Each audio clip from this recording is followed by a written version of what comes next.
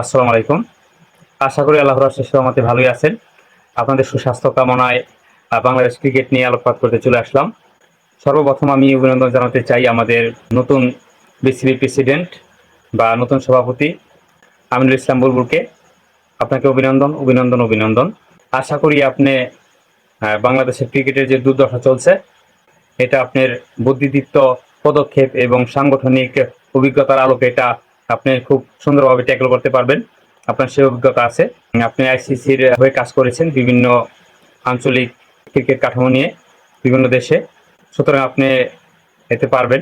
একবারে মূলত কোনো দেশের গোড়া থেকে যে ক্রিকেটটাকে কীভাবে তৈরি করা যায় এটা আপনার ভালোই ধারণা আছে। ফারুক আহমেদ, আকরাম খান ব্যতীত আটজন আটজন সদস্যই বিসিবির বিসিবির পরিচালক ফারুক আহমেদকে চায় না। তারা তার বিরুদ্ধে অনাস্থা জ্ঞাপন করেছে এবং দেখা যাচ্ছে যুব ক্রীড়া মন্ত্রণালয়ে অনাস্থাপত্র পেশ করেছে।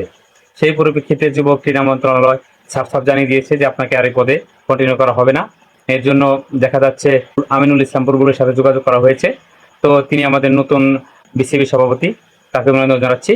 আর আমাদের ফারুক আহমেদ, তিনি আইসিসির কাছে এই বিষয়টা নিয়ে একটি অভিযোগ জানিয়েছে যে তাকে জোরপূর্বক অপসারণ করা হয়েছে। তিনি আইসিসির হস্তক্ষেপ কামনা করেছে।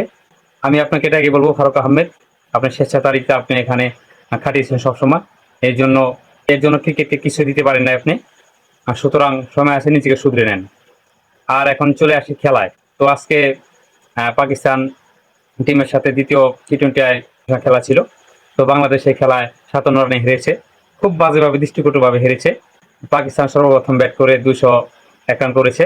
আজকেও বাংলাদেশের বোলিং আসানোর ভয় নেই, ফিল্ডিং তো বাজে অবস্থা।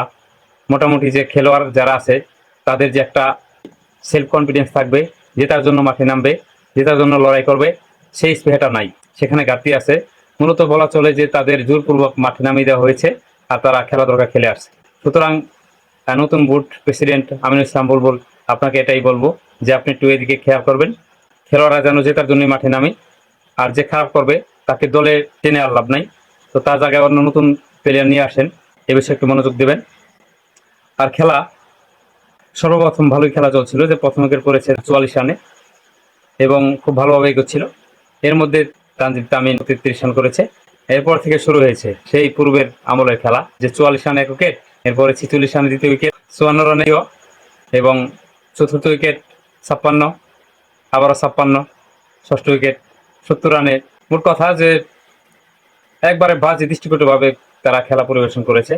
তো যাই হোক, শেষ পর্যন্ত বাংলাদেশের বাণিজ্যটা একটু রেখেছে যে সাকিব 50 করেছে লাস্টের দিকে বলার হিসেবে এসে।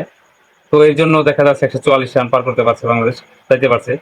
তাছাড়া তো একবারে যায় অবস্থা। সুতরাং বাংলাদেশের এই দুর্দশা, এই সংকটাপন্ন অবস্থায় বাংলাদেশ ক্রিকেট বোর্ডের বা ক্রিকেটের, এখানে আপনি এসেছেন হাল ধরার জন্য, আপনাকে ধন্যবাদ। তো আপনি আপনার বুদ্ধিদীপ্ত চিন্তা চেতনা দ্বারা বাংলাদেশ ক্রিকেট বোর্ডকে একটি উন্নত অবস্থায় নিয়ে যাবেন। আপনার প্রতি এই শুভকামনা থাকবে। আর আপনি যেহেতু হাসি মুখে এসেছেন এই ক্রিকেট বোর্ডে, আপনি বিদায়টাও যেন হাসি মুখে নিতে পারেন।